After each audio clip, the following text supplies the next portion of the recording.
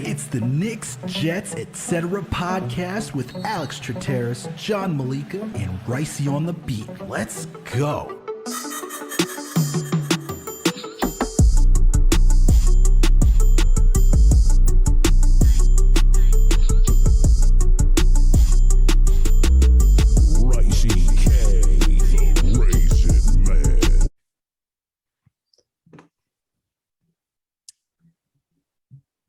What's good, everyone? Alex Trataros here with another Jets episode of the Knicks, Jets, etc. podcast. And with me, as always, my buddy, my cousin, pal, the man with the plan, the one and only, John Meleka. Jets fans, I hope you had a wonderful 4th of July weekend, because I know some of you don't listen to the Knicks episodes where I said that the same exact thing, but hope you guys did. All right, we're back. We're here to talk Jets. We didn't talk about the Jets last week. There's a lot more Knicks news than Jets news, so we're back at it again. And what a fitting day to talk about the Jets, because one, Baker Mayfield gets traded to the Carolina Panthers, where Sam Darnold is. We're going to get into that. But before we get into that, you already know the drill. If you listen to this podcast and you haven't already subscribed, please make sure to do so. We're on all audio listening platforms. We're on Apple, Spotify, Google Play, Amazon Alexa, Stitcher, you name it. We are there. If you listen to us on Apple or Spotify, please make sure to give us that 5-star rating. And if you listen to us on Apple, please make sure to leave a comment. We're also partnered with Fanside and Minute Media, so you can find this podcast over at the Jet Press and the Daily Knicks. We also got a YouTube page, Knicks coming, Jets coming, etc. period. No one writes out, etc. That shit's wild. Find the page, subscribe, hit that notification bell. That way you know when a new episode drops. And when you watch a video, hit the like button, leave a comment, add to the conversation. We guys want to know your thoughts and opinions. We're about to do some divisional defensive ranking. We did the offensive divisional ranking. Now we're doing the defense. We promised you guys that. We're going to do that too. While you're also over at the YouTube page, we got another podcast, Winning Picks Weekly. John, video producer Greg, our guy, and co-host Chip Murphy. These guys go through every sport possible. If you need to put money down on the line, these guys got you covered. NFL, NHL, MLB, NBA, PGA, college football's around Wimbledon. Wimbledon. Oh, that hit. These guys talk about everything. Wait until I'm telling you, these guys are going to do cricket and they're going to kill at it too. Don't worry. These guys got you covered. And last and certainly not least, please make sure to follow us on all social media platforms. We're on Facebook, Instagram, Twitter, TikTok, you name it. We are there. John, Doctor, Esquire, all the above. Jet fan fanatic. What's going on? What's up, man? How you doing? How's your July 4th? It was good, man. You know, for all those that don't know, if you haven't listened, was just down in New York chilling. Had a barbecue celebrating my mom and my sister's B day because they're both in June. So just put on one day, one weekend, full festivities. It was a great time. Had a lot of fun. How about yourself, man? How was it? It's good, man. Did Jersey Shore one day, went to family's house, barbecue the next. Also had my dad's birthday. It was good, man. It was good times. This is the lull of sports season, but NBA free agency had us going. Still kind of has me going right now. Yeah, we got Summer League, man. We got Summer League. We got to see Chet get out there, baby. This is not the Knicks podcast, so we can't talk about Chet. But Chet was looking like Chet was showing some shades of KD out there yesterday, man. Just saying. Yeah, like the Summer League is going, so there's definitely no offseason in the NBA, so we're still rolling. Our baseball teams, ours, we're rolling still. The other one, we'll get into that. They're having some trouble, but it's still fun. They have their 2 big dogs coming back. Things are entertaining still in the sports world. However, with the NFL, man, even though we are literally in the most dog days of the NFL season, the NFL still is delivering, especially the Jets. So I'm excited to talk about a little bit of the news we have, do our rankings today, and to hear from our video producer Greg, who's our guest today. I need to hear from him and how he's doing with the Mets, how his July 4th was, and how he's feeling about the lull of the season right now for the Jets. I know he's literally counting down the days for the Jets season. I think we have I think the number is 68 Because I tweeted on Scott Hansen today. So I think we have literally 68 days. What's up, Greg? Dude, T-minus 1 month to the first week of the preseason. That's what I'm Let's ready go. for.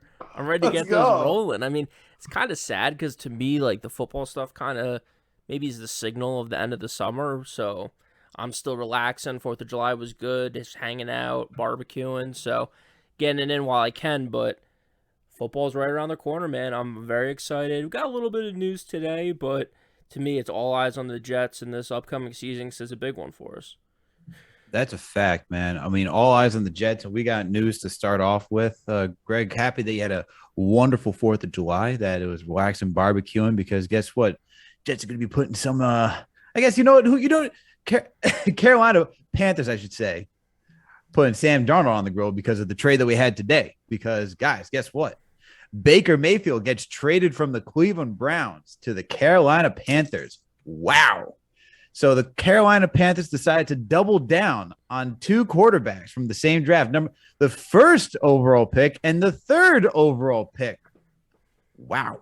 Here we are. John, I just see John salivating, just ready to talk about this. He's ready to just go off on Mr. Sammy Darnold and talk about this entire trade. So, John, I'm gonna give you the floor and let you wax poetic about this situation. It's not even about Sam Darnold. Honestly, he's in this whole story, he's my most sympathetic character, which I'm sure you could have guessed in the beginning. I feel bad for him. Poor guy. He always has a nice spring, and something happens as soon as the season is about to start. This is just another circumstance where his coach stinks. This is from the Jets' perspective, an absolute home run. I mean, not only did we not get Coach Rule, not only did we not pay Robbie Anderson, who's considering retirement, before this trade was made. I wonder how he feels now. And remember that time that Sam Darnold was the Jets' fault? Like, this is all redemption. Forget the fact that we got Pinnock and Jonathan Marshall and Breece Hall and Max Mitchell, which if one of those players becomes starters, how amazing. How amazing that we can get a starter for Sam Darnold who can't start himself. That's amazing, right? That's a great haul for the Jets. I don't really think we have to go into too much of that. But I really do feel bad for Sam Darnold. I mean, who would have thought that a team, nevertheless, the Carolina Panthers, would be the team that ends up with 2 of the top 3 quarterbacks from that draft? Like, that's crazy. The 1st and the 3rd pick on the same team. Josh Rosen's not even in the league anymore. Lamar Jackson looking to get paid. I mean, it's just very interesting how that draft came out. It's supposed to be like the best quarterback draft within decades. And then we have Josh Allen, who everyone was concerned about his accuracy being the best one out of them all. I'm the number one guy here. Not everyone, Alex. Not Video everyone. producer Greg was all over Josh Allen from day one. I'm gonna give him that. I loved him in college. Accuracy stuff kind of threw me off. But yeah, man, it's just really from the Jets' perspective. Again, we hit a home run. I mean, you can go back right now. Everyone was screaming at the Jets at every step of the way. From Matt Rule, from Robbie Anderson. Oh my God! Remember when Sam Darnold and Robbie Anderson connected on that touchdown versus the Jets and beat them week 1? I mean, it was over. I mean, we were the laughingstock of the whole league. And then even after we traded Darnold, it was, oh my goodness, they're getting rid of their quarterback. They're a mess. They can't develop anybody. It's going to be terrible. It turned into maybe our future. Let's just say Pinnock doesn't work out. Marshall and Mitchell are just career backups. If Breece Hall becomes a starting running back, that's unreal. That's literally unreal for Sam Darnold. Look what Baker Mayfield just went for, the number 1 pick. You know, for a salary. Yo, can we talk about that? Can we talk? Yeah. Can we give some praise to Joe Douglas on this? Like, for this apparently, praise Joe Douglas for the Browns and Panthers trade. I love it. I know, this but is a Jets podcast, baby. Hold on. The Browns, like, Baker Mayfield actually went to the playoffs. Like, Sam Darnold's never been to the playoffs. Like, can we, right? Like, and they had a winning season. And they had a winning season last year. He's like, never been above 500. I'm sorry? Sam Darnold's never been above 500. But that's what I'm saying. Yeah. So like Forget the playoffs. Baker's been above 500. Gangbusters when he came in over Tyrod Taylor. Remember that? Like he just lit the league on fire. He had a down season, been to the playoffs, had some winning seasons. Last year, that was a tough division all the way through. The Steelers were the worst. You had the Browns, the Ravens, and the Bengals all competing. And so all they're able to get for Baker Mayfield is a conditional 2024 fifth-round pick. But yet for a quarterback with just a lot of hope and not a lot of success, granted, we could throw shade at Adam Gase for being a horrendous head coach. You could talk about Todd Bowles being a bad head coach. But still, Joe Douglas was able to get, in return for Sam Darnold, a 2021 sixth-round pick, the 2022 second-round pick, and a 2022 fourth-round pick. Like, yo, like what?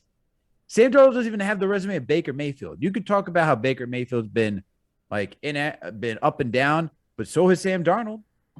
Interesting, man. So for anyone who is an NFL fan or even a Jets fan that puts down Joe Douglas, you got to look at these trades and be like, man, got a lot of value, legitimately got a lot of value. So just got to give some praise right there for JD for that work. Greg, what are your thoughts on this trade, though, before we keep it pushing? I mean, you get if you're the Carolina Panthers, you got the first quarterback taken and the third quarterback taken in draft. I mean, like, how could you go wrong? And somehow it still feels wrong. Like, it just neither of these guys are really the guy. You're in win now mode because your coach is on the hot seat, probably the hottest seat in the NFL to start the season, unless I'm forgetting someone. And yeah, you got to give props to Joe Douglas again. I mean, those two trades for Jamal Adams and Sam Darnold. I just can't believe what we got in return. And then Baker went for a fourth round pick. Yo, Baker should have gone for more, man. That's just honestly, I'm shocked about that. But hey, you lost leverage, man. That's what happens when you trade for someone who has 20 at the time, 24 cases on his belt, plus the highest paid contract. Like, you put yourself in that position. You lost all your leverage. Highest paid, fully guarantee, and would they trade 3 first-round picks for him? I mean, crazy. To me, I just don't get what Cleveland's doing in this situation. I don't know. I don't think Cleveland knows what they're doing in this situation. Yeah. I don't even think Carolina knows what they're doing in this situation. I think both teams are like, hey, Carolina right now makes sense.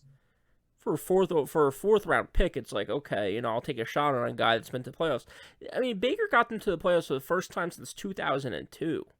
Like, I don't know how bad the situation got with Baker, but to me, I never, as someone who watches NFL and follows NFL more than the average person, I never got the vibe that things were this bad.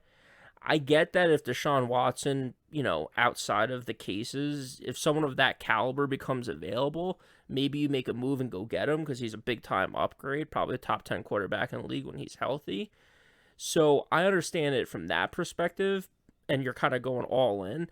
But with the unknown situation of how his availability is going to be this year, to trade Baker, it's like, who's your backup now? If he was to get suspended for 8 games or a full season or indefinitely or whatever it's probably going to be. So I just don't know what the Browns are doing. I never thought it was this bad. Carolina, I think it makes sense because, again, you're giving a fourth round pick for a quarterback. You're trying to win now. You have 2 guys who have... It's a conditional 5th, bro. It's a 5th, but then it might be a 4th, I think, depending on like how much playing time he gets and stuff. Yeah. So it's probably going to be a 4th and all said and done. But again, as a Jets fan, this all goes back to just Joe Douglas, just another masterful trade. And he's our guy, man. He's building this team right. This goes back to the whole Sam Darnold thing. I will say this, John, you made me think of it. My whole philosophy with like building a team is like trying to add the quarterback last. And Sam Darnold, to me, is like a perfect case of why you need to do that.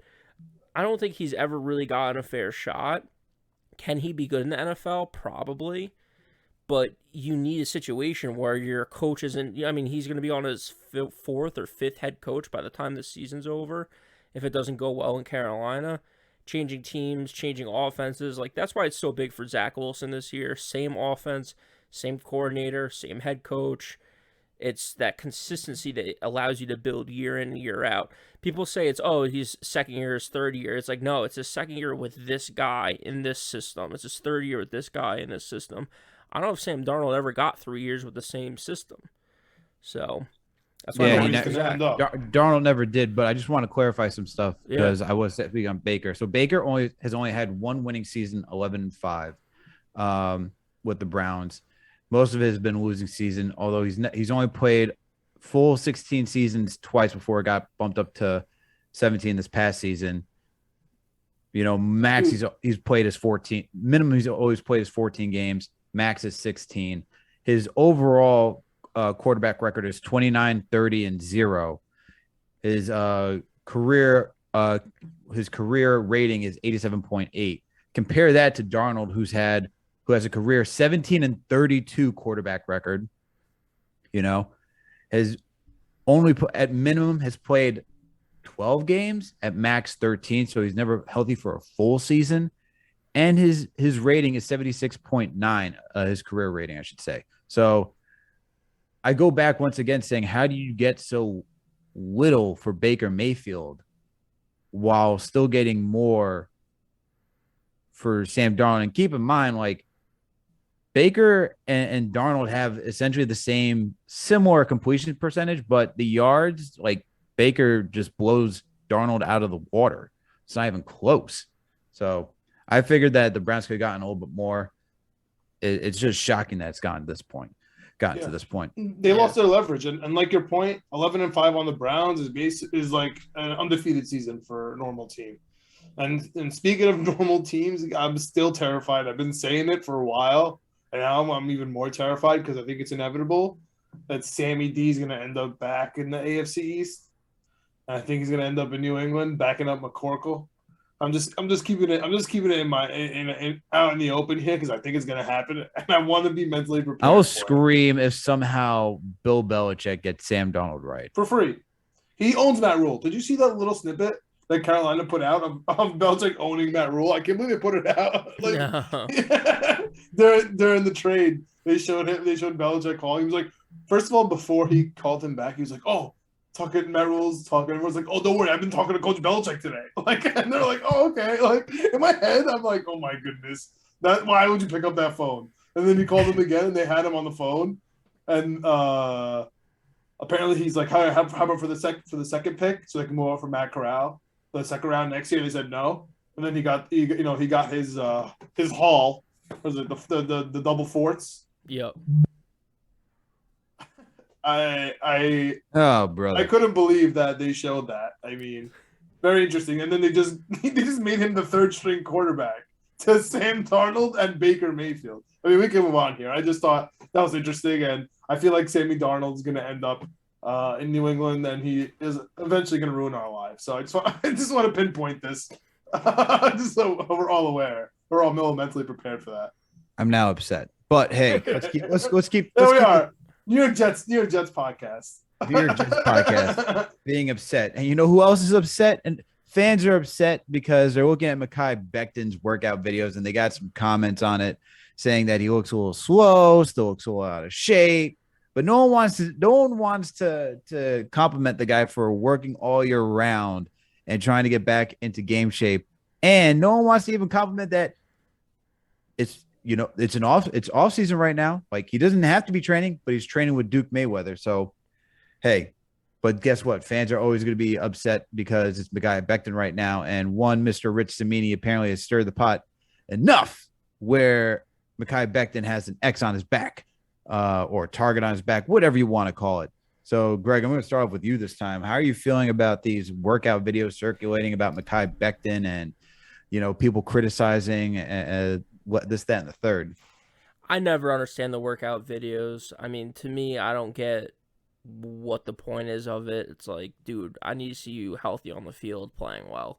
That's what I care about. You could be, I mean, they go from as crazy as Mekhi Becton just doing whatever he's doing to Russell Wilson having 6 people. How dare you in the frame with him. How dare you? I knew that was Jamarcus coming too. or I was going to say Jamarcus Russell, but Don't Jameis bring Winston. Jamarcus Russell into this. Yeah, Jameis Yeah, don't bring Winston Jamarcus Russell into this getting conversation. slapped and getting attacked and doing whatever it is. I Aaron love Donald a those. few years ago was the guy who had fake knives and stuff. It's like no one's ever watched a workout video and be like, okay, great. Like, it's always fodder to make fun of people.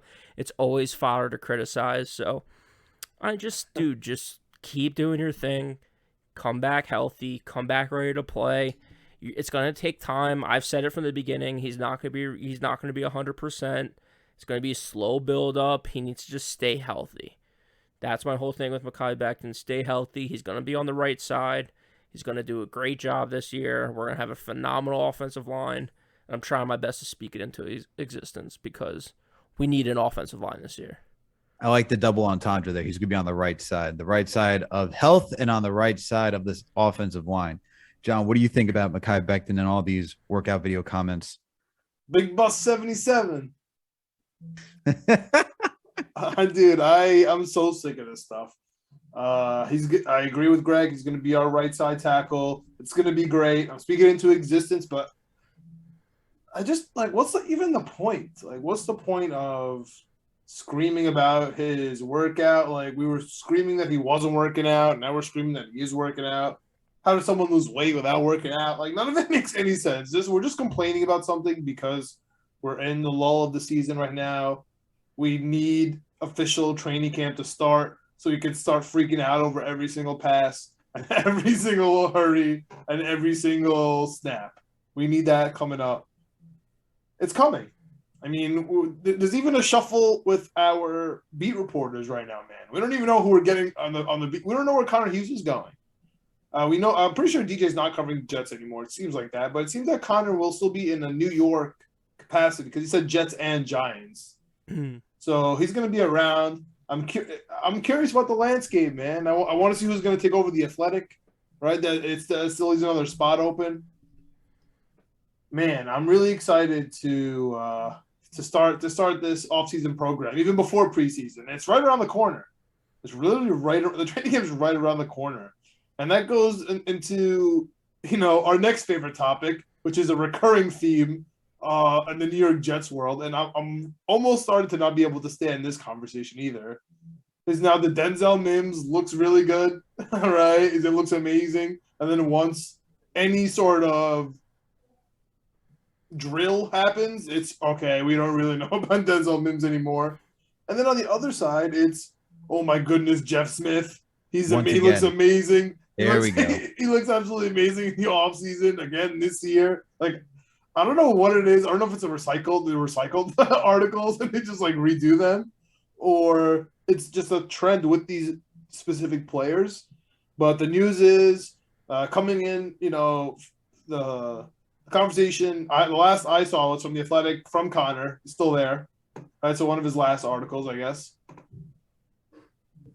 was that Jeff Smith might take over Denzel Mims. Now, if we're able to call back Carolina and say, yo, Rule, you like Mims, right? Give us something back. That'd be hilarious. I doubt that Carolina would ever pick up the phone.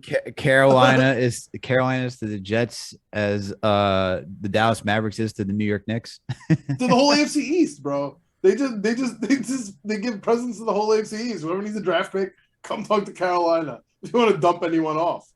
So I'm interested to see what goes on there. Do you guys have any thoughts about our fifth string wide receiver? I mean, no thoughts.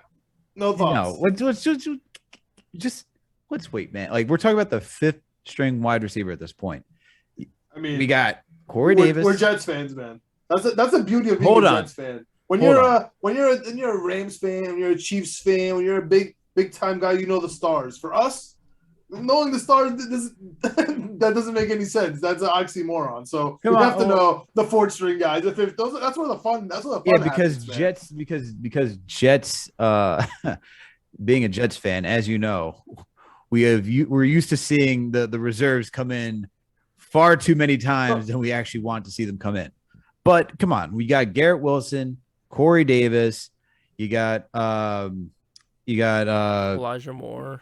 Elijah Moore. Braxton. Thank you. Ever heard of him? And Braxton. Yeah, thank you. That's I'm just like, Braxton. Yeah, thank you. I'm just like, we got those 4 guys, and we're talking about Jeff Smith. Like, come on now. Like, Listen, dude, I'm sparing you, not talking about Lawrence Cage or Yaboa making the roster. You are and maybe sparing me. I'll give you that. You are sparing me. But regardless, I'm so interested about what happens in the back of that. More than what are we talking about here? Like, what are we talking? And we got Tyler Conklin, and we got Uzoma on the other side too. Like, we got all these pass catchers, and we're talking about Jeff Smith. And this is no shade to Jeff Smith. Hell yeah. This is no shade. This is no shade to Jeff Smith. I'm just being realistic that Jeff Smith seeing playing time is going to be far and few between, as well as Denzel Mims. Like, that's just the case. Like, if they get on the field, it's because, someone needs a rest or someone's injured, and that's their opportunity to take advantage of it. So if they're looking good, cool. I'd like to see it in game action. We go through this, as you said, John. This is like the new cycle. This is like going back how you call Donovan Mitchell article for when the Utah Jazz were in town for the Knicks, right? It's like, oh wait, we're gonna get a Berman article on how Donovan Mitchell and its ties to the New York Knicks. And it's like, okay, it's offseason. What are we going to talk about now? Hey, Jeff Smith's looking pretty good. Hey, Denzel Mims is in the hot seat right now. Someone could be gone. What's going to happen? Becton's fat. What's going to happen? Is he working out or is he not? I don't like his workout.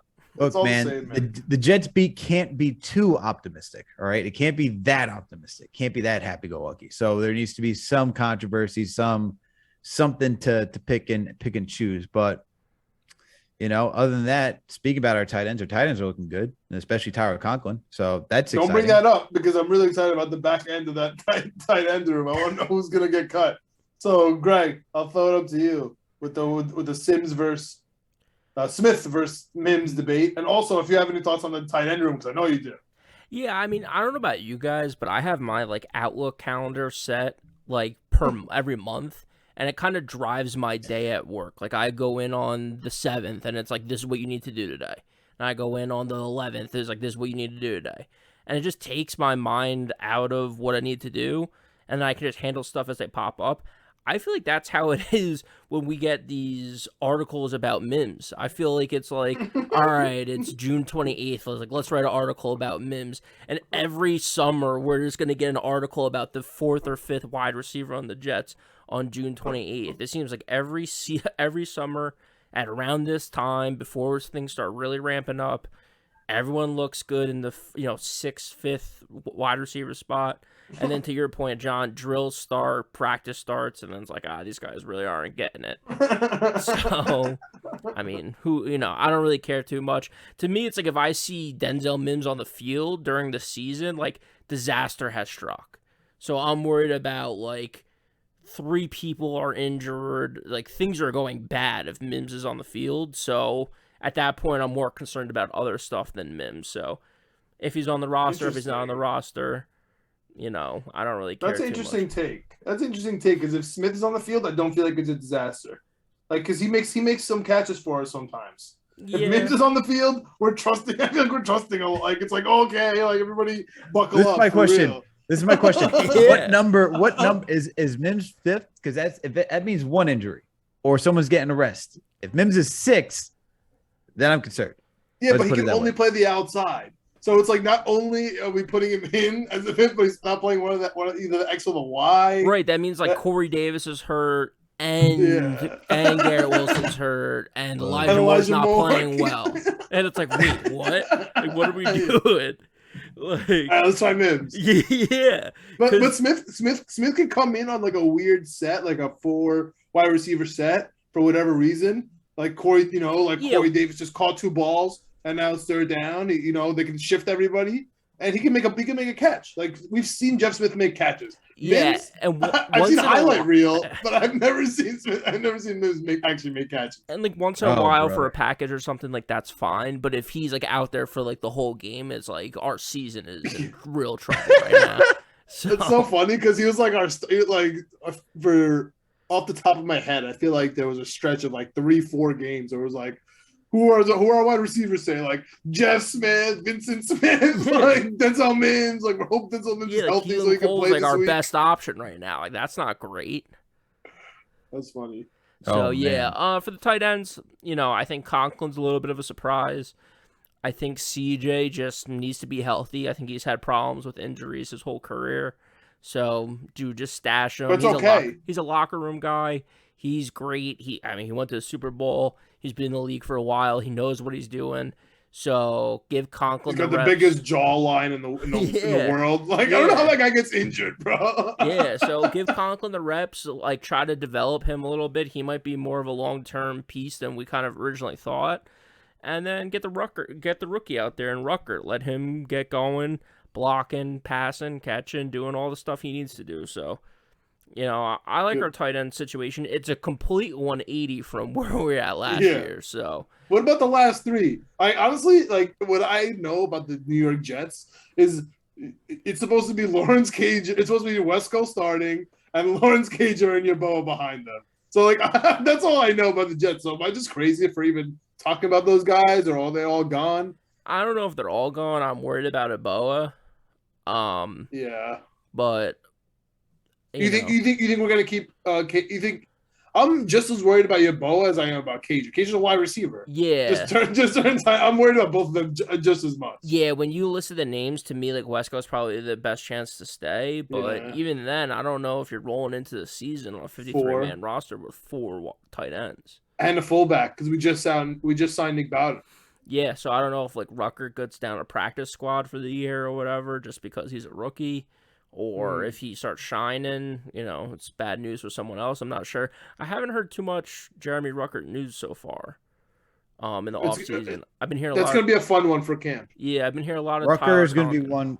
Rucker's going to be one where you're just focusing on. He's looking to get reps, man. He's just trying to get up to the speed. And I feel like you got the guys Conklin and you got Uzomah just like ready to guide him to become that tight end, that the future tight end. We got Conklin and all those guys right here. Just they're stopgaps, man. They're not the future. Rucker's supposed to be the future. If he can learn from these guys, it's all that matters. Slow baby steps for him. Baby steps. But speaking of baby steps, bro. Oh God. Speaking of baby steps, we went through the offense last episode. We did the AFC East rankings of every unit on the offense. We tried to be, at least from my perspective, we tried to be as conservative as possible. I tried to not to give the Jets anything, especially the tight end room that I just told you I love so much with all my heart. I gave it to the Bills because we were trying to sign their starting tight end. So I'm being fair. Okay, I'm being fair here. When it goes to the defense, I'm nervous, guys. I'm nervous about some units here on the defense. How do you want to do how do you want, before we get into, like, how do you want to break up the units? Do you want to do by we're obviously going to do defensive line. Do you want to do the linebacker core and secondary, or do you want to like break it up secondary? Let's split corners and safeties. You want to split corners and safeties? Okay. So I can at least pick the Jets in one of them. This is purely for my sake. Okay. Cool. So we're going to do defensive line. Without giving anything away, of course. Oh, God. We're going to do defensive line, linebacker core, we're going to do the safety core, and the cornerback core. Okay. We're going to throw in special teams here, too. We're going to throw in special teams? You were the biggest special teams hater I've ever met, Alex. I want to throw that out there. I think in the closet, special teams hater. You don't like kickers. Not. You don't like to talk about the punters in the draft. All right. You don't like to blame the kickers when they lose the games. I'm on to you, man. I'm on to you. You watch it right there. Special teams hate. First of all, you keep bringing you bring up names like, oh man, are we going to be relying on is Greg Zuerlein or Eddie Pinheiro? I'm like, it's gonna be Eddie Pinheiro, bro. Like, I don't even need. That's a huge problem with the Jets. We haven't had a real kicker since Jason 4 Myers. years. Yeah, and then we kicked him out after 1 year. Exactly. So and what? Mickey Folk. Folk hero. Oh, good lord. He's still ruining our lives. But anyway, let's start off with. Oh man, I think this is the best unit across the entire division.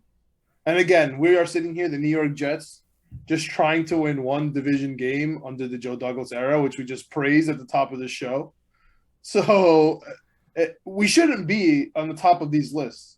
I think if we're healthy, and I guess we just have to take it for what we know right now. If we're healthy, I think we're competing for one of the top defensive lines However, you got to give it to Buffalo, right? You have to. Yes. You have to give it to Buffalo because I think Von Miller really puts it over the edge. Like once Von Miller is there and then Matt Milano's behind him, I know that's the linebacker, but like he likes to rush. You know what I mean? He likes to hold down behind. So it's going to be Von Miller, Daquan Jones, Ed Oliver, and Greg Rousseau. I mean, they're beasts, man. I like our depth better. Don't forget about Tim Settle. Don't forget about Tim Settle too. Tim Settle's good, but like for me, does that kind of balance out the fact that they got Shaq Lawson and he stinks? Like he's in their depth chart. Like I don't love their depth. They're okay. I think their starters are number one. I know that New England has a good defensive line. I know. I like them. They're okay. I'm taking the Jets. Okay, I'm taking the Jets acquisition of Carl Lawson. I'm taking Quinnen Williams, who's due for a huge extension. I'm taking John Franklin Myers, who just got a big payday. And I'm taking Jermaine Johnson, a first-round pick, who we just traded up for. I mean, it's hard for me not to take them first, but I'm going to give it up to the Bills, who had one of the best defenses in the league. They got Von Miller. Like, I mean, what else could you ask for, right? I love Ed Oliver ever since he was drafted. Shout out to Houston. Remember that draft, Greg? Like those, we were going in on Ed Oliver, man. Yeah, that was he's really good. He hasn't really played as well as I think people were projecting, though. So, I mean, I feel like that's always how defensive linemen go, right? If you're not like an pure edge. Yeah, I think it definitely takes some time. You have to learn the skills to go with the technique, to go with the they open it up. Everything. He opens it up. Like he opens it up. Just like Quinnen Williams. Sometimes his numbers don't show. Even Leonard Williams. I know we hate on him, but he's obviously doing okay on the Giants. Yeah. I really like where the Jets stand at the number 2. I'll throw it up to New England on the 3. And dude, I just really don't like this Miami Dolphins team. I don't know what to say. I just really don't. I know they got the guy from Kansas City. Emmanuel Ogba, like that should be fun on the defensive line as an edge. They got Christian Wilkins, he's a beast. But other than that, man, I'm not too impressed. I mean, they do play the 3-4, so it's hard to be impressed, right, with the defensive line specifically. Raekwon Davis is good, but that's number 4 for me, honestly. I think that's going to be. I just don't like their front. The Miami front, this doesn't impress me. So. Yeah, I'm with you on the line, but I think they get pretty good pretty fast as you move up to different positions.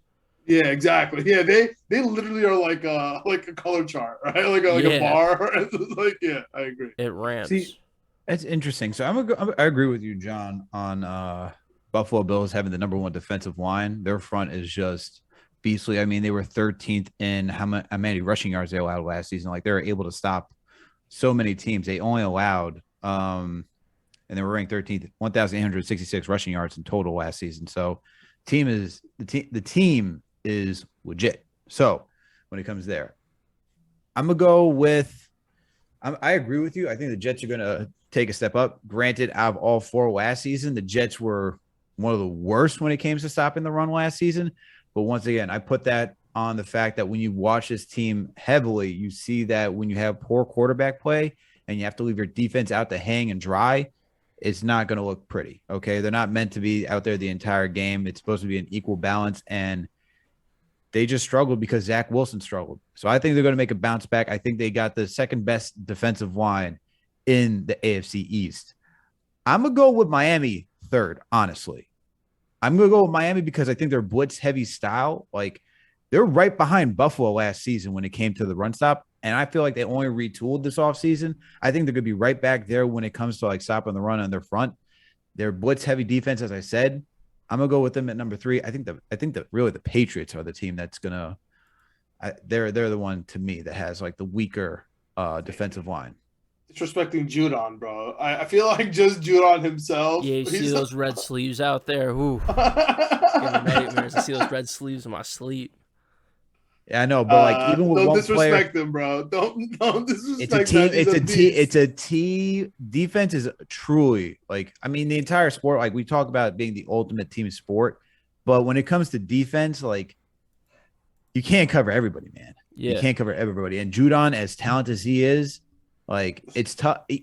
That's Bill Belichick's Belichick. specialty, Bill bro. Belichick is better at Then Mike masking- McDaniel at everything in life. Yes, yeah, I get that. But like Already taking shots. for the Dolphins, like their talent for their talent, and even though we haven't seen this coaching staff work, I feel like the talent will still make up for like the talent that the Patriots have, which is more so of a coaching schematic than anything else.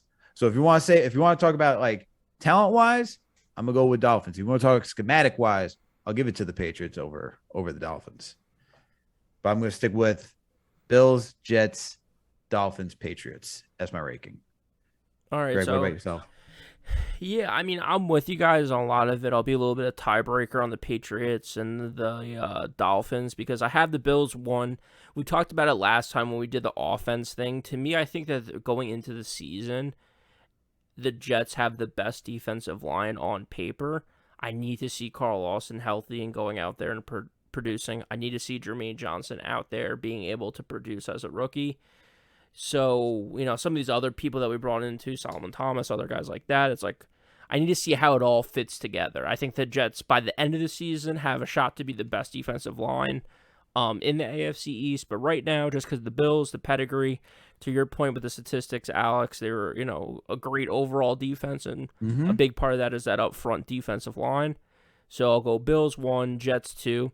For me, I'm going to go Patriots 3, just because I think that, I don't know, I just think that they're a little bit better schematically for sure, but I think the talent gap isn't as big as I thought it was going into this exercise. I thought Miami was like way off in the distance, but to me, just, I don't know.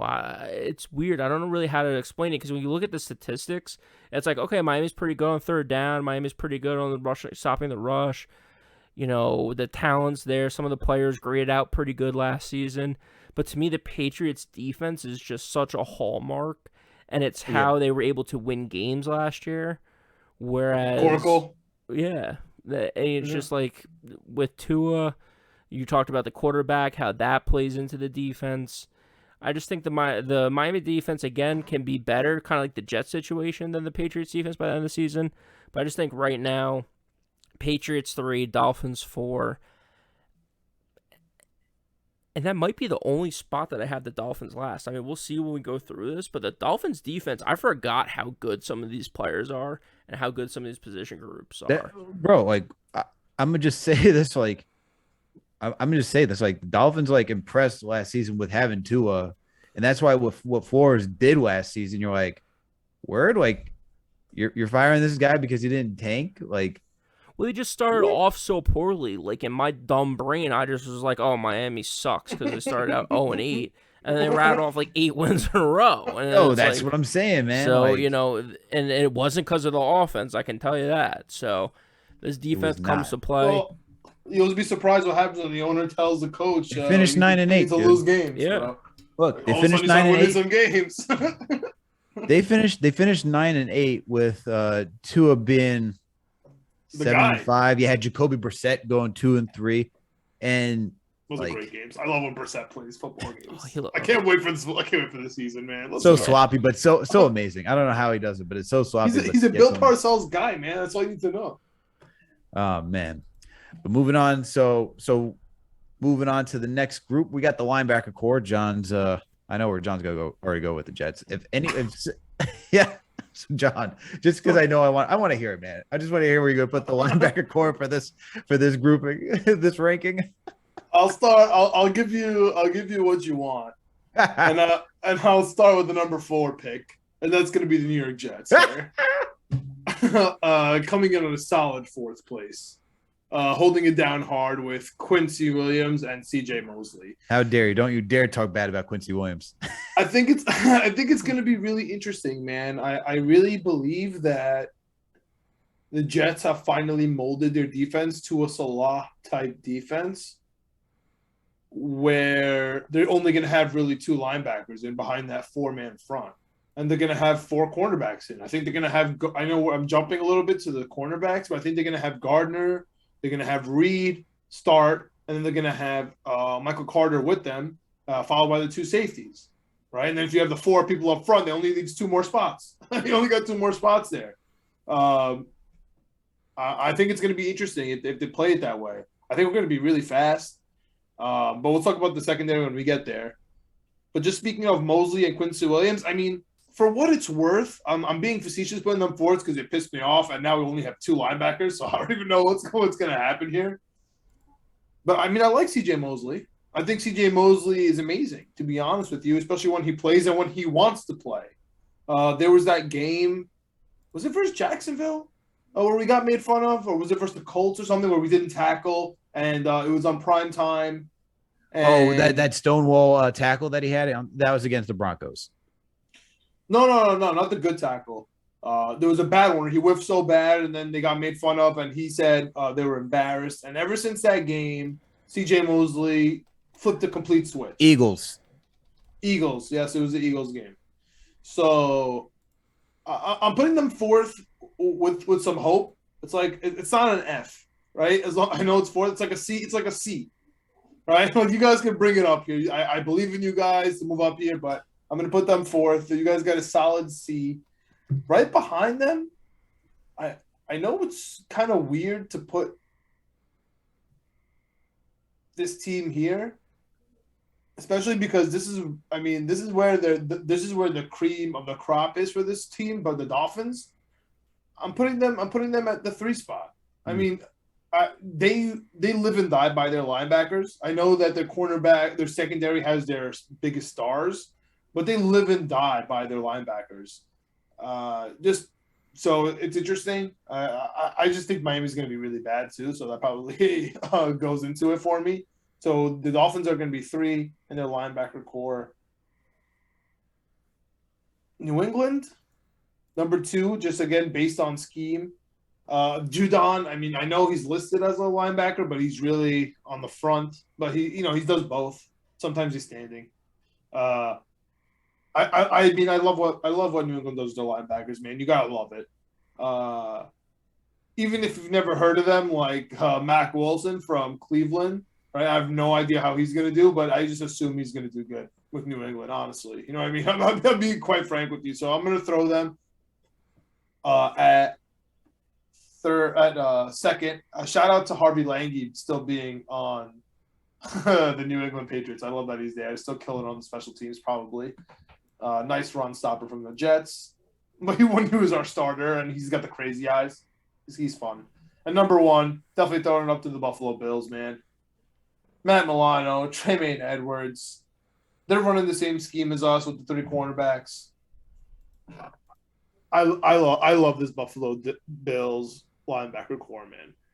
The problem for me is the difference between the 1 and the 4 in the linebacker is almost the closest between. I think this and the running backs for me were like the closest. Yeah, I agree between all the fields. So I'm gonna put the Jets at 4, the Bills at 1, and that's kind of how I'm rolling with it here. But again, I don't think the gap is very large. Greg, you agree? Yeah, I'm in the same exact boat. When I was looking at the linebackers, it's like weird. It's like I thought, oh, this is kind of like the running backs. So like everyone's kind of similar, but no one's really too impressive. I feel like the cornerbacks are also very close, but it's very impressive groups. So this is where the linebackers, I feel like we're kind of middle of the pack, below the pack. Yeah. I'm not a big CJ Mosley guy, so I know. Tell us about it. Looking this up again today. I mean, the stats that were out there were just outrageous. So, I have the Jets 4, Dolphins 3, but again, like they're so close together, it's crazy. Patriots kind of in the middle a little bit, and the Bills a couple steps ahead, but not far ahead. I think this is probably the worst group overall for all of these defenses, which I kind of find interesting as like the AFC East. Like I would expect the linebacker cores to be a little bit more stronger, stop the run, a little bit, worse weather, that kind of style, more than just having weak linebackers across the board. So I have the same order as you, John. Alex, what are you thinking for linebackers? You got anything to switch us up a little bit? No, I got the same order as you guys. Wow, It's let's not. go. I agree 100%. And like Jets at 4 consensus. You gotta love it. I mean, it's not that hard, man. I mean, like once again, it comes back to like looking at the run. We gave up a lot of runs when it comes to protecting the passing. They're not good at that either, especially when it comes to the tight end. Like they're just, it's abysmal. There's nothing really you got to know more about the New York Jets. We watched it. Our eyes bled, And then when looking at the Dolphins, it's still bleeding, bro. They're still bleeding. Dolphins are obviously more talented I think this is where the jump is. I feel like it's a jump where it's like Jets are down here and then the Dolphins make a good leap and then everyone else on top is really closer together, in my opinion. The Dolphins, like Roberts, Baker, they're solid. They're a solid linebacker core. Once again, it comes down to the run, pass. They're both good at it. They're athletic, but it doesn't really make a jump to me until you start getting to the Buffalo Bills. Like that's really like the core. Like that's why they're so good. Like that's why they're a really good team is the defense. And then for the Patriots, they got solid linebacker core as well. You can't disrespect anything that their team does with when you got Judon, Bentley, Uche, like they're all solid. They're all solid players. So, and with Bill Belichick and his ability to like once again schematically keep these guys like hitting the gap hard, just have them organized on defense, and just they're all so smart and savvy. And when it comes to being trained, which I feel like is the biggest thing for being a linebacker, it's not how hard of a hitter you are; it's really being the quarterback of the defense for the front. So for the Patriots, that's why they're up there. But when you talk about talent, Buffalo Bills is just by far with the smarts and the talent. That's why it's just so good for them. But like to touch on Greg's point when it comes to like linebacker cores, I kind of feel like that's kind of throughout the NFL. I think the NFL is just changing where it was such a run heavy game where you needed linebackers, where your defensive line is there to plug up the gaps, but then your linebackers are there to chase everybody down, right? Your defensive line is to like kind of make everything a mess up front and give the linebackers that freedom to like really roam and just chase down everybody. We're not getting the same running attack that we saw like when we had Priest Holmes, Jamal Eddy, like all these other dudes back then. So the game has changed where it's more so passing. Your quarterbacks are now able to run. So you're doing a lot of QB spies. And honestly, like the tackling, like when we look at the practices too, like it's not the same practices that they once were doing where everyone's just like going head-on collision, like really practicing form tackling. So all of that's just kind of going out the window. And that's overall like league-wide as well. So I feel like linebacker cores throughout an NFL entirely, like you still have talent, but it's not anywhere close to like when we're talking about the Urlachers, the Ray Lewises, like we're not getting that generation back. We're not getting that generation back. So I agree with what you're saying, Greg. Yeah. I agree that the look of a linebacker is different. I just think that, I don't know, I still think there's going to be a couple linebackers over the next 5 or 10 years that are like out of this world. You ever hear Micah Parsons? No, I like. So like TJ White. Yeah. Don't even tell Jersey Jerry about it. But like, let's like legitimately think of like who we're hyping up nowadays, right? It's the defensive ends, right? When it comes to the Watts, when it comes to what are the other brothers that we're talking about? Bosa's. When it comes to the Bosa's, like, can I give you a hot take?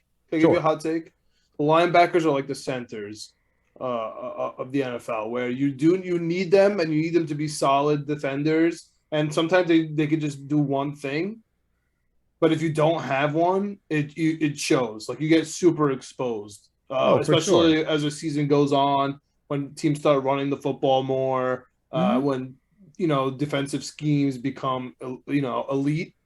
Like the linebackers, when they're bad, man. Like think about the Jets, dude. Here's the thing.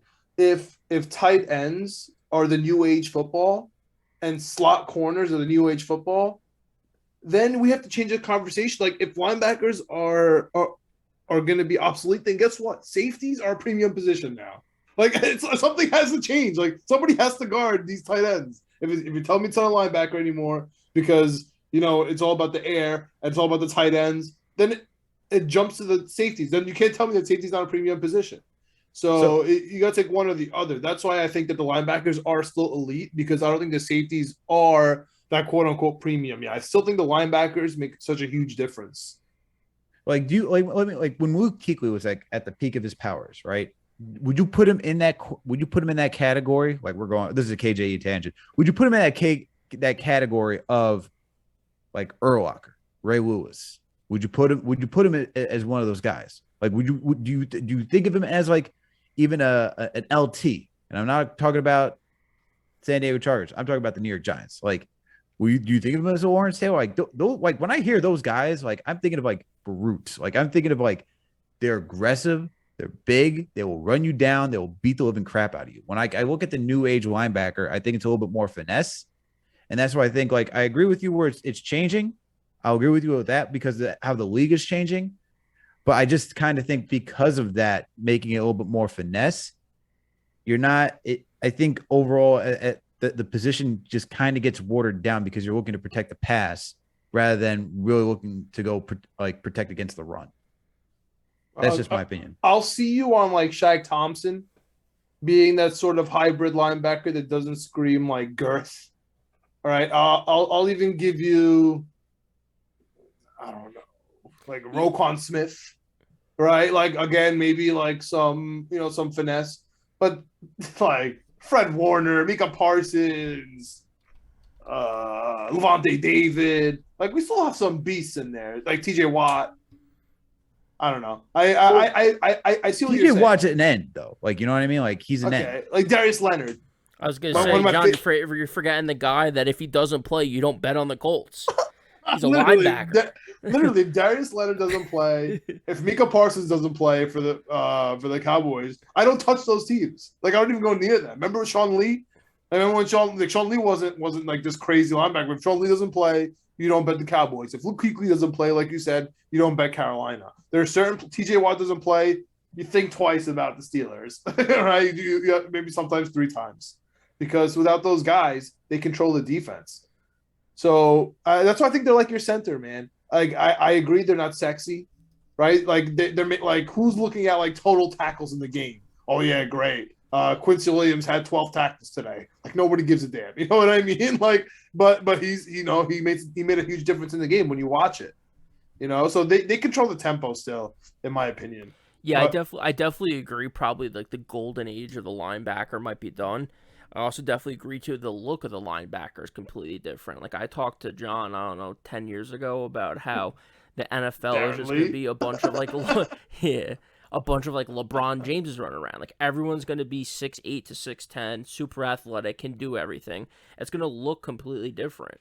And that's how the linebacker is. You have super athletes. I mean, Micah Parsons was outrunning everyone at the All-Star weekend or whatever it was, the Pro Bowl thing. It's this is not to like different look and guy nowadays. And this is not to downplay like how good they are. Yeah. I'm just saying like Bart Scott, man, like that's like you're not getting a David Harris, Bart Scott. Those guys aren't walking through that door anymore. Like Mario Davis is. He's still walking through that door, bro. That's a fact. Once Mario Davis leaves, so we'll start talking. Here's the real question, because I think to answer it, will there be a linebacker on the cover of Madden in the next 10 years? Hell no. That's a great question. That's what it comes down to. To me, that's it. Like Ray Lewis was on the cover. We all know it. Like those that Urlacher was on the cover. Wasn't Urlacher on the cover? He was on the cover. I don't think. Listen, so. I'll give you the only possibility. And even though he's just a possibility, I'll give you 2 possibilities. And both of them, I think, are less than 20%. He was. Brian Urlacher was on the cover of Madden. 2016. 2016. Oh. Is that a throwback season? But Ray Lewis was on the hit stick one, so he's goated. I'm going to throw Micah Parsons in there. Yep. I think he's a Dallas Cowboy. If he has a big year, especially Defensive Player of the Year, which he's possible to get this year, I think he could be on there. And I still think the NFL is corny enough to do a triplet Watt brother cover before JJ goes. I think they're corny enough to do that. Let me tell you something. 2010 Madden with I think it was Troy Polamalu and Larry Fitzgerald. Awesome game. We didn't need the duo on the cover though. I get it, but we didn't need it. We never need Pat Mahomes and Tom Brady on the cover again. Tom Brady so said never gross. go on the Urlacher was also on. I couldn't even play Ultimate Team, bro. They giving me 99 Tom Brady. I gotta bench him, bro. It's So the this worst is- feeling in the world. Here, hold on. I'm looking at this right now. Brian Urlacher was on Madden 11, NFL 2K3, and Madden 16. It's quite a career. Like I'm just saying, like you're not gonna like that was like the golden age of linebackers. Yeah. Like if you were a linebacker in high school, like sheesh, that was the second thing of like being a quarterback. Like he's either quarterback or linebacker. The NFL's changed now. It's all it's offense. Look, Offense. Everyone wants to be a DB or a wide receiver. Or a cornerback. You want to be a cornerback too. Like that's another top position. Everyone wants to be like, I'm gonna shut you down. So let's speak about quarterbacks. Let's get to the next position. Cornerbacks. Sauce. This is the best. Sauce. This is the best. This is the best unit across the AFC East. 100%. Yep. I love that. I love that. Who's the best, though? Alex, go first for us, man. Start us off here because there's been lots of talk, man. Lots of talk about this Antonio Cromartie character coming in here. I'm curious where you got the Jets here. I'm a fan of Sauce, but let's see, man. There's a lot of hype around the guy. He's got Sauce memorabilia ready. We got Sauce shirts. They got everything going on here. Where do the Jets rank, and most importantly, how does the whole AFC East rank for you? Here is the AFC East rank for me. That's tough, man. That's tough because you got some good ones like LA. I feel like even though you got to go with LA, right? You got Ramsey, you got Jalen Ramsey, and who was the other one? J.C. Jackson, not J.C. Jackson. Who's the other one? Is it why he came from Denver, right? What's his name? For New England? No, I'm just thinking. I'm just talking about like the league overall. I think didn't you ask like the league wide? No. I'm asking where these teams rank for the AFC East. I know the other teams are good, but let's just stick with the AFC East. I'm just okay. Seeing where these teams rank in the AFC East. All right. So I'm gonna have to go with Buffalo first. I like Buffalo number one, like having the best. Listen, I think I'm in agreement with you, man. I think I'm in agreement with you, dude. White. I love Elam. I mean, he's my boy. Elam, White, like they're Tre'Davious White just by himself wins it. Like you can't, but they got a rookie. You can't knock it. But they got a rookie, and I don't know. Taron Johnson's okay. I also have them number one just out of respect. Greg, do you have them number one too? I have the Dolphins one. Oh man. Yeah. Let's talk about that. Let's do the cornerbacks a little bit different here. Why do you have Miami number one? Yeah, we got to pivot. I got to hear this. I don't know. I was looking at you like Xavier Howard and Byron Jones that much? Yes. I mean, yeah. Xavier Howard. Okay. I mean, Xavier Howard, one of the best cornerbacks in the league. I know that. And then Byron Jones. Like, here's the thing. Let's cancel out Howard and White. Can we do that? Is that fair? Sure. So, are you taking the rookie from Florida, or are you taking Byron Jones? Right? Is that where you're going, or are we going to do the nickel point. As the? But what about the nickel? Do we care about that, or? I think they're pretty similar.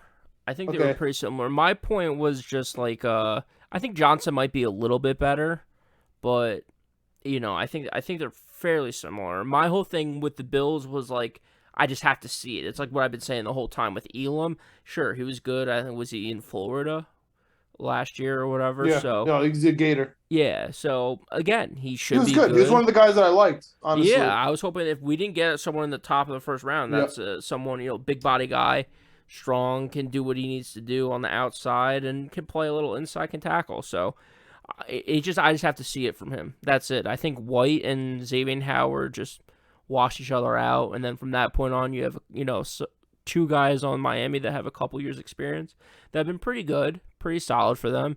And then you just have Elam on the Bills who just needs to prove it. Can the Bills by the end of the season be the best unit in the AFC East? Sure. I just think right now going into the season, I just got the Dolphins a little bit ahead. Not by much. That's fair. Honestly, I think I'm going to go with you. Go ahead. Also, what about White's health? We don't know, right? Did he come back for the playoffs? I'm not sure if he played. Think he I did. think so. Was he out? I remember him being out, actually. I think you're right. Yeah. He tore his ACL. ACL. So we're not exactly sure what he's going to be to start the season and then throughout the season. So that's my whole reason. I just like the Dolphins. I think it's just a little bit more of a safer bet if you're going to pick one to be the best unit. Okay, but I have a question. Do you care that Xavier and Howard got paid? Not really. Just because I think, I don't know, with like Tua there and, oh my God, blanking on the wide receivers now, Judy and Tyreek Hill, I think he just has something to prove every day. I don't think those guys are going to let him take days off. I think that no matter what drill you're doing, you have stuff to worry about, and you have to be elite. So I'm not too worried about it. I do get a little bit worried, I think a little bit more in the NBA than the NFL, about guys kind of being a little lackadaisical. Because I think in the NFL, if you're lazy and you're not doing what you need to do, you're going to get hurt. So, and it's not guaranteed money. So the getting paid thing, I think that worries me a little bit more in the NBA than it does for the NFL. So no, not too worried about it. I think he's like on a mission to prove he's the best cornerback in the league. So at that point, what's money? Okay, fine. I was on the fence with that. I'll go with Miami 1, and I'll take Buffalo at 2. Alex, are you still firm with Buffalo at 1? I'm still gonna stick with Buffalo at 1. Okay, what is your number 2? Woo. It's tough. It's tough because it's tough because I'm either thinking Patriots or I'm thinking Dolphins as well. Because and I go with Patriots because I'm leaning towards Patriots, even though it did change up because they still got Jalen Mills, but now they got Malcolm Butler back in their rotation. He was not really he's not the winner for me. So I'm probably gonna go with the Dolphins. You sucked last year, bro. I'm gonna have to go with the Dolphins for this one. Yeah. All right. So I have to go with the Dolphins. You got Dolphins at 2. Patriots at 3. Patriots at 3. I think. Are we all in agreement that the Patriots are number 3? I don't know. I think I'm going 4. I had the Jets 3. I think so too. I think the Jets could be 1 or 2 if these guys come together as a unit. I think so too. Because Malcolm Butler stinks, man. If he wasn't good enough to play with the Patriots 2-3 years ago, and then he got injured again in Tennessee, and he wasn't that great, and now he's coming back. Jalen Mills, that doesn't really do it for me. Jonathan Jones as their nickel, okay. I don't really know. I know it's Bill Belichick, but I don't really know. Dude, the Jets, they have Michael Carter II as the nickel is really good. Honestly, I'm not a really good play. We have 5 guys. And I go back. Here's the thing, and this is not saying Reed. the Jets. This is not saying the Jets stink because I think I'm going to put them at 4. Antonio Cromartie. Because I'm not saying the Jets cornerbacks stink because they're at 4. I think Greg and both of you guys said it at the beginning where this group is actually really good and it's very close to how good all of these cores are. I'm going with the Patriots because they were second in the league with how many completions they allowed at 59%. They were on the bottom. All right. They didn't allow that many completions compared. The most was. Yeah, but they had JC Jackson. I understand. But still, I understand that they had JC Jackson, who's now with LA, the Chargers. But even still, you had 70%, essentially 70% Philadelphia Eagles allowed for completion, right? And the Patriots are still second when it comes to also yards that are allowed last season. Now, I obviously it's going to change because you got Malcolm Butler instead of Jackson.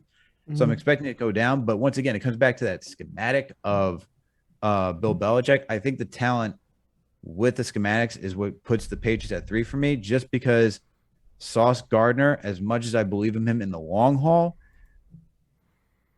John, you talk about during the draft, him coming into the NFL.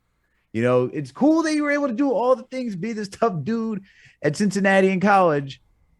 NFL is a different beast. Yo, what's the movie where 2 people piss in the same fountain and then they change their lives but they're still in the same body? Because I feel like that happened with me and Alex on this podcast where all of a sudden I'm all right, Sauce, you're here, you have to show us, let's see what you got. And Alex I don't know anymore. I'm not sure. Like, Not did we saying that. switch? What Once happened? again, it goes back to this is a very talented core. Like throughout the entire AFC East, like the cornerbacks are probably the strongest of all the cores, but there's still like there's just the unknown, man. Like you're telling, like I haven't seen DJ Reed and Sauce Gardner play on this team. Like I know DJ Reed's gonna be fine, but still, like putting it all together, I'm gonna put them 4 just because of like the unknown. I'm gonna put Patriots at 3, Dolphins at 2 because of talent, Bills at 1 just because talent, schematics, all that together. Yeah, I'm going with the Bills, number 1. Yeah, it's really is like an exercise too of like, are we are we ranking these guys based on just the talent of the individual players? Because if that's the case, I have the Patriots 4 by a lot. But then are we talking about like the total team defense, the scheme? To your point, Alex, by the end of the season, the Patriots are going to have probably a top 12 or top 10 passing defense, even though none of the players are really incredible. But the way they cook it all up and scheme it and, you know, do everything that they do in New England, it comes out to the whole unit's really good on the defense. So, like, guys, I'm not expecting the Jets to be one of the worst pass defenses again. Like, they were abysmal last season. Like, truly abysmal. You know, like, 3rd most yards allowed, 4,409 passing yards allowed. 68% of passes were completed on them. I don't expect that. I think they're going to be better. But to catch up with more seasoned guys with a rookie, that's tough, man. That's tough. Dude, I hate the way you two talk about Sauce Gardner. I absolutely I'm not hating on Sauce Gardner. I know you're not. I know you're not. That's what drives me so crazy. It's, oh, he's good, but I don't know if he's going to be good. It's like, no matter what happens year 1, I with can't Sauce, say. I don't know how good he's going to be year 1. No matter what happens with Sauce, you guys are going to be like, I was right. He was I don't want to be right. I don't want to Greg. be right. That's not what this is about. It's not even about being right with specifically with Sauce Gardner. It's the hype is so high. And the fall will be so great. He's going to shut down everyone. Yeah, like this is tough. Like week 1, we have a tough matchup. Like I don't know. Week 1, I'm calling it now. Put the prop bet in. You guys are I'll lose my mind. Listen, if that happens, that would officially exercise. You know I'm all about exercising demons. Yeah. This would be exercising the Sam Darnold pick 6 demon for me. If Sauce Gardner gets a pick 6 in game 1, if it's the first throw too, oh my god, he's so good. It is stupid. Like it is going to be incredible. Okay, let's go. Let's see it. Let's jump into the probably least incredible unit on the entire Jets team for maybe the last 15 years. But especially the fact that I had to bring up Kerry Roach to tell you how bad we need help. It's worse than the Knicks point guard situation, to say that, and that's putting it in context because we finally got Jordan Whitehead as a strong safety here. I like Pinnock, came in the same Darnold trade as a cornerback. Willie Parks talks a lot of smack on Twitter, and he's from the Dolphins, so that should be fun. Elijah Riley's cool. Ashton Davis, track star. And we got LaMarcus Joyner, who is never healthy. That doesn't scream. Did you guys see the article that Joyner might be cut? No. Yeah, there was I don't know who had it, but let me see if I can pull it up real quick. But yeah, they're saying just because of age, money, and just the uncertainty in his, his ability to play, that there's a shot going into the season again when we have to cut down to 53. That he might not be on the team. That would be interesting because he signed this year, didn't he? For 1 year? I think so. It was a sign. I also don't know if it saves us really any money. We actually lose 2.1, and we have dead cap of $2 billion if we cut him. So I'm going to go out on the limb here and say there is absolutely no chance we're cutting him. And I would like to say that article is probably a Facebook article that you saw from someone trying to get headlines where, honestly, man, if that's where the Jets are at, where we're having headlines to cut our safety players, we're in a good spot here because I'm going to go out on the limb here and put the Jets at 4th, solid 4th. They're not even at the podium when it comes to the safety position. I'm going to throw the Dolphins at 3 with Brandon Jones and Javon Holland. Brandon Jones is good, man. Eric Rowe behind. I can't believe they got red wine now behind. I think that's hilarious. But red wine is there. I'll put them at a solid 3. I just don't trust the Jets at all. That's why that's like that. Coming up to the 1 and the 2, that's really the cream of the crop here. All right, you really can't go wrong.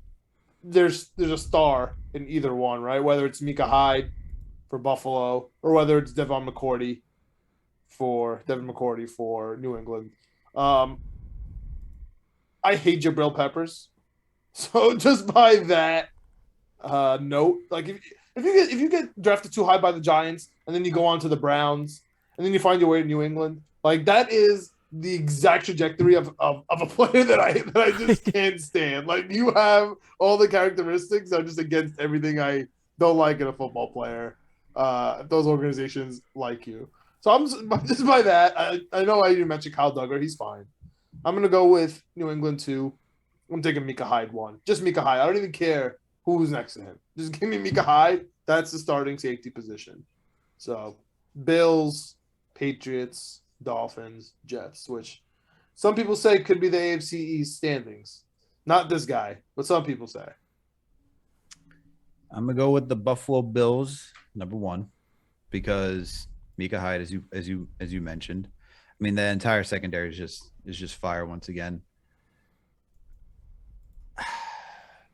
See, this is where I'm torn because the Jets are obviously like dead last. That's not even a question.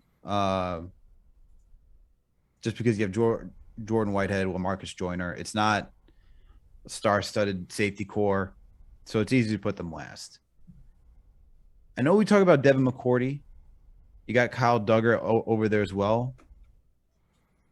But dude, you gotta kind of look at the Dolphins too, with Javon Holland and Brandon Jones too. Like that's a solid safety core as well. I think I'm gonna go with Miami Dolphins, then the New England Patriots, just because I don't think Devin McCourty by himself is solid. I think the Dolphins are more well-rounded. I'll go with the Patriots and then the Jets to round it out.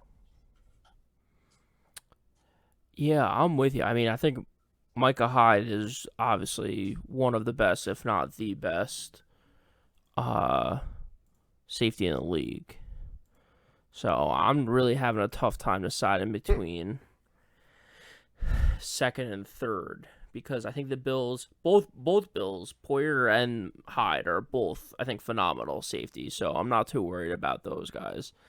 It really comes down to the Dolphins and just, I don't know, looking at the two guys that they have, it's just one is so much better than the other, where the Patriots, I think, have two pretty good guys.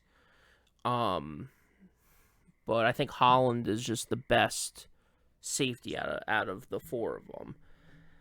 I don't know how much of a fall off Brandon Jones really is, but he's not a name that really stuck out to me before I was really looking into it. So, you know, not a ton of name recognizability or whatever the word is for name recognition there. So I'm gonna go Patriots 2, Dolphins 3.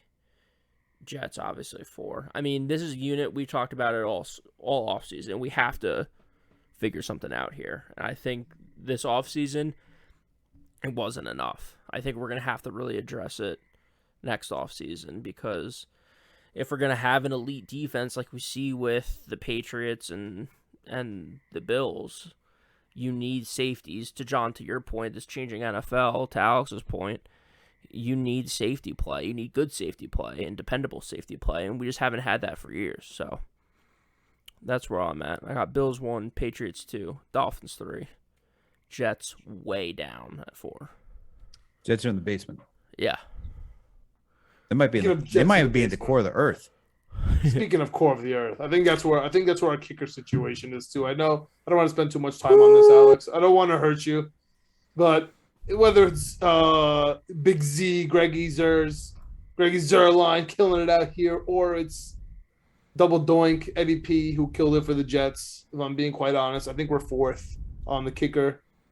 Braden Mann, I think he's right next to us at 4th in the punter situation too. I hate what the Dolphins have going on, especially because they stole our punter Thomas Morstead, who's played on every single team.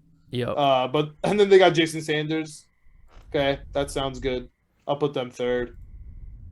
Nicky Folk, man, just hurting my life. Just hurting my life for years and years and years. I hate him to my core. I'm gonna put him second, with Jake Bailey, and number one. We're gonna close it off with my boy, Matt Araiza, the punter, the rookie. He's gonna be so good for the Bills. I'm gonna be so upset.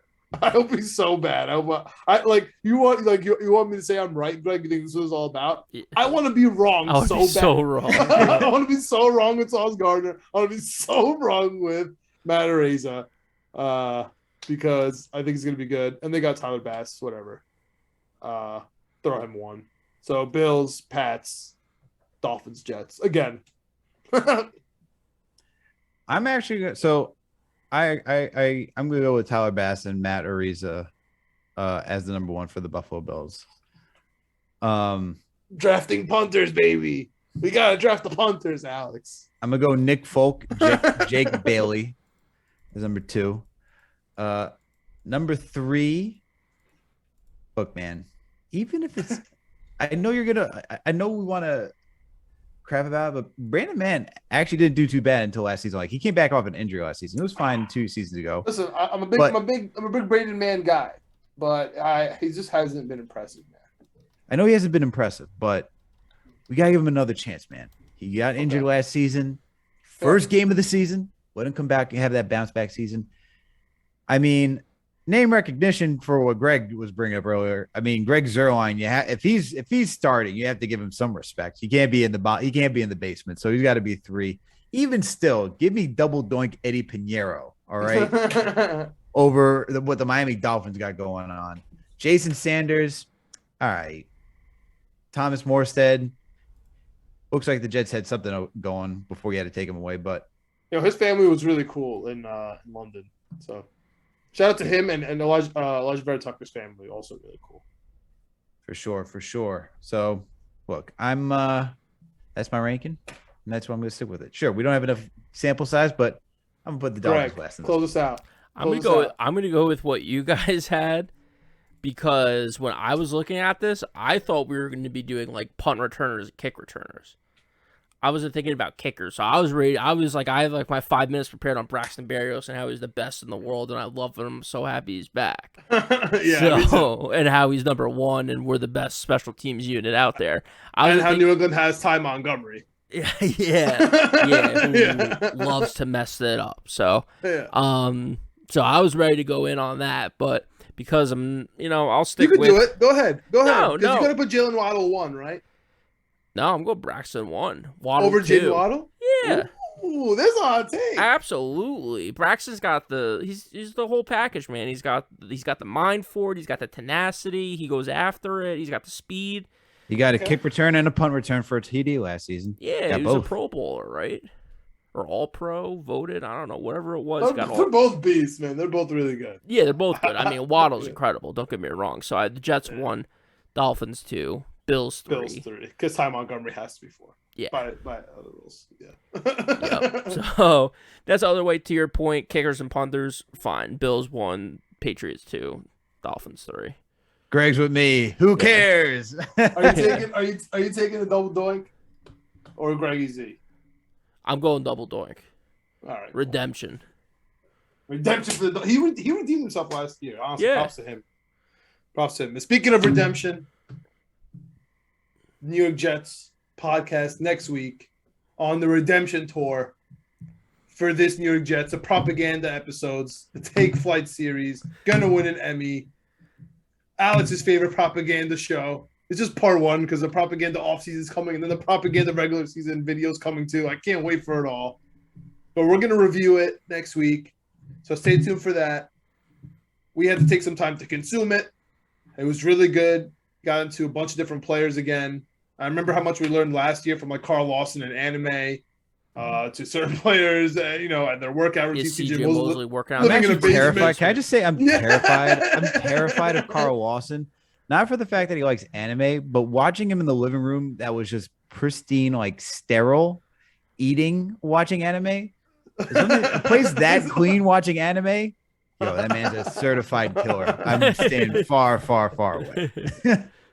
So funny. So we'll review that next week. So definitely tune in for that. Yeah, final warning. If you haven't watched it, you got to watch it. Yeah. So we're definitely. I mean, there's not many spoilers, but we're definitely gonna spoil whatever we can on the next episode. And definitely tune into the Winning Picks Weekly. We're still rocking there. We got the Scottish Open next week coming through. We'll have some odds on that. What's going on in this podcast? Win the money. You, man. You got daily MLB, Wimbledon crushing it. I definitely have a boat to pick with Greg's Mets today because if they don't cover the -1.5 versus Cincinnati 2 days in a row and ruin my plus 1,200 parlay, I will kill him, and I'll never let him live it down. So, but if the Yankees don't cover, whatever. So, Winning Picks Weekly, check that out. Winning P Weekly on Twitter, on the Knicks, Jets, etc. YouTube. Chip Murphy 7 is there. Also, Knicks, Jets, etc. Obviously, don't forget, like, subscribe, comment. We'll reach out back to you. We love the comments. We want to see you. Tell us who won on the offense and the defense. We'll put both of those posters up. Let us know who won both of them. And check out Alex on Knicks Fan TV. He's got a bunch of articles he's been dropping. He's about to go live yesterday when you're listening to this, but he's usually out live on the Knicks Fan TV feed. Never stops going there. The guy was live for like 3+ hours on draft night and free agency. And free agency. I got 6 hours, man.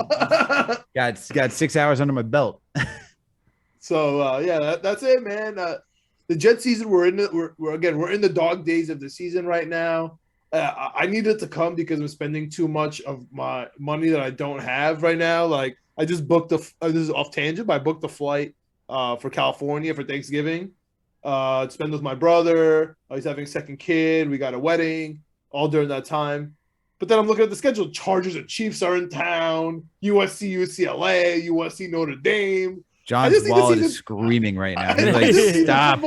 I need this football season to come and go, bro. I can't have this. I'm staring at Jets games. I'm like, when is the Seattle game? Oh, New Year's? Thank God. I can't travel to Seattle on New Year's. Like, when is the Miami game? Oh, on my January 7th or 6th, which is my second Christmas. Thank God I can't make that game. Like, that's literally where my brain is going right now. Just please, season, come. We need you.